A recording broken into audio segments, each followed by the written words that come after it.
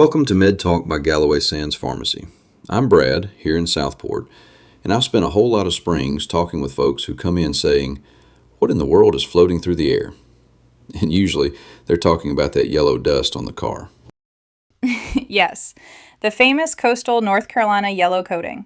I'm Kassidy, and if you live around Southport, Supply, Bolivia, Oak Island, any of these areas, you know exactly what we're talking about.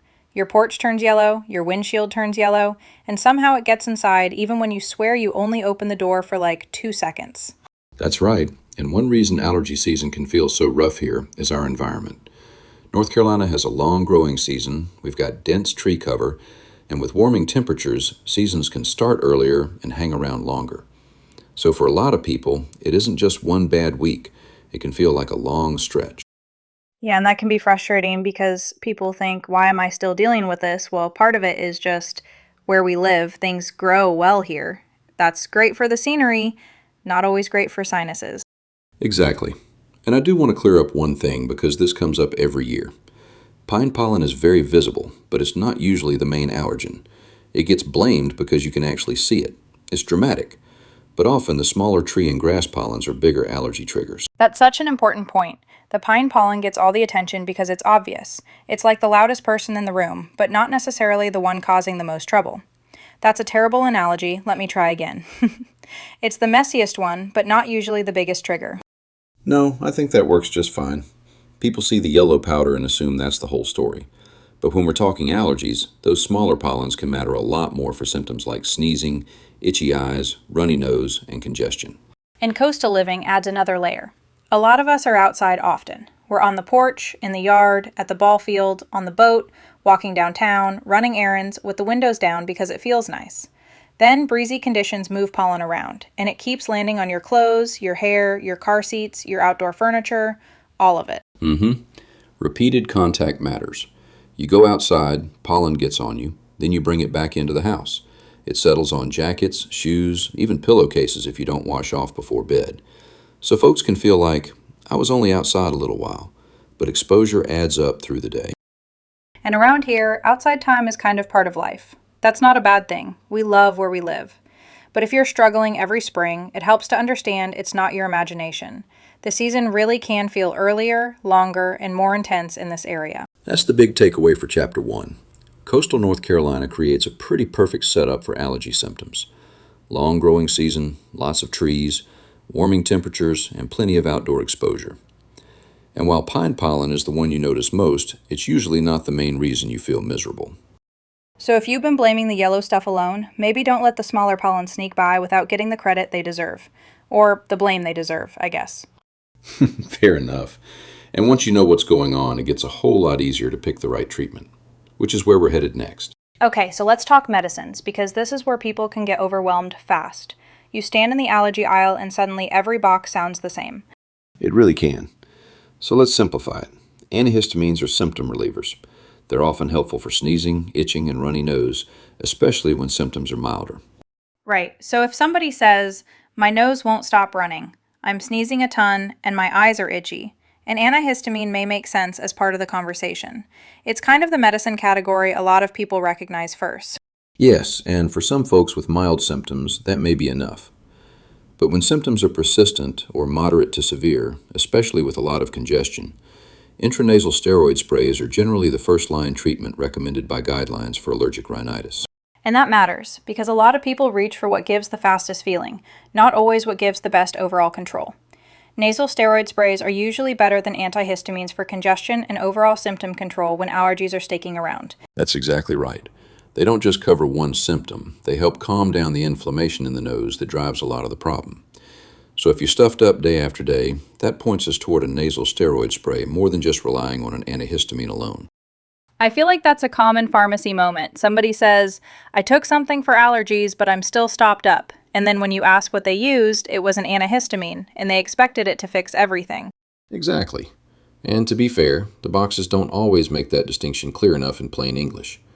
Antihistamines can be good symptom relievers. Nasal steroid sprays are usually the stronger choice for persistent or moderate to severe allergic rhinitis, particularly when congestion is a big complaint. Now, decongestants are another category people ask about all the time. These can help with short-term congestion relief, but they're not ideal for long-term use. Correct. Oral decongestants are not appropriate for everyone. People with high blood pressure, certain heart conditions, or people who are sensitive to stimulants need to be especially careful. Those products can make some folks feel jittery or just plain unwell. Yeah, and some people know right away they're sensitive to them. They're like, nope, that kept me up all night. That's useful information. Listen to that. It is, and the nasal decongestant sprays deserve a warning too. They can seem very effective in the short run, but overusing topical nasal decongestant sprays can lead to rebound congestion. Then you feel like you need the spray more and more just to breathe through your nose. That cycle can sneak up on people. They think, this worked great, so I'll keep using it. And then suddenly, they're more congested when they stop. So short-term help, yes. Long-term strategy, no. That's the practical summary. Antihistamines, good for sneezing, itching, runny nose, often milder symptoms. Intranasal steroid sprays, first line for persistent or moderate to severe allergic rhinitis, and generally better for congestion and overall control. Decongestants can help briefly, but they're not the best long game and may carry risks for some patients. And if you're standing there reading labels and thinking, I have no idea which bucket I fit into, that is literally what your pharmacist is for. Please ask. We'd much rather help you choose well on day one than have you waste money on something that doesn't match your symptoms. Now let's talk day-to-day management, because medicine works better when it's part of a plan. One of the best tips we can give is to start treatment before symptoms really peak, especially when local pollen counts begin to rise. Yes, don't wait until you're absolutely miserable if you already know, every year, here we go again. Starting earlier can make a big difference. That's especially true for those nasal steroid sprays we were just talking about. It really is. Folks often want to start after they're already in trouble, but getting ahead of the season is helpful.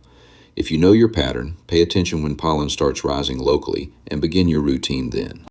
And then there are the everyday things that sound simple, but honestly, they matter. Shower after you've been outdoors. Change clothes when you come in, especially after yard work or a long walk. Otherwise, you're just carrying pollen through the house with you. Keep windows closed when pollen is high. I know that's hard on those pretty coastal days. Believe me, I get it.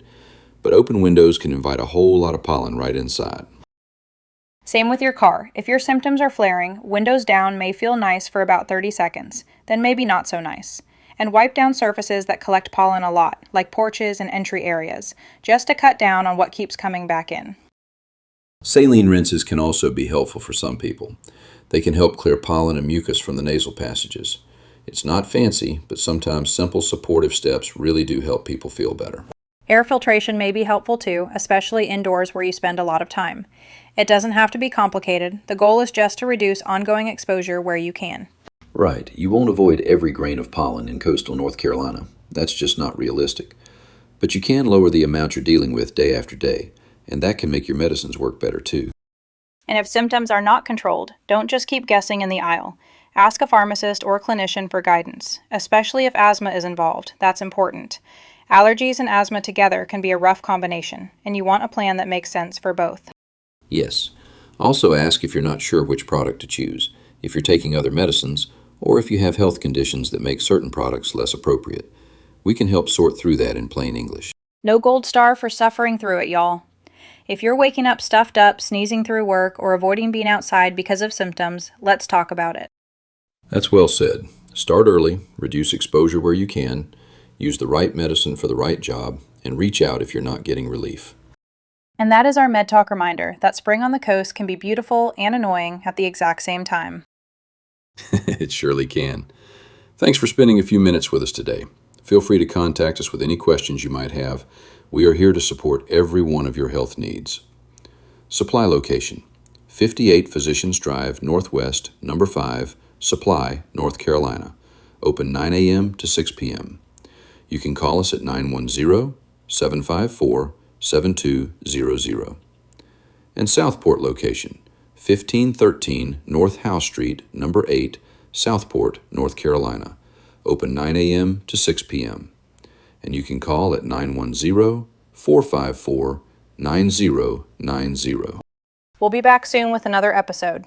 Bye, Brad. Bye, Kassidy. Y'all take care.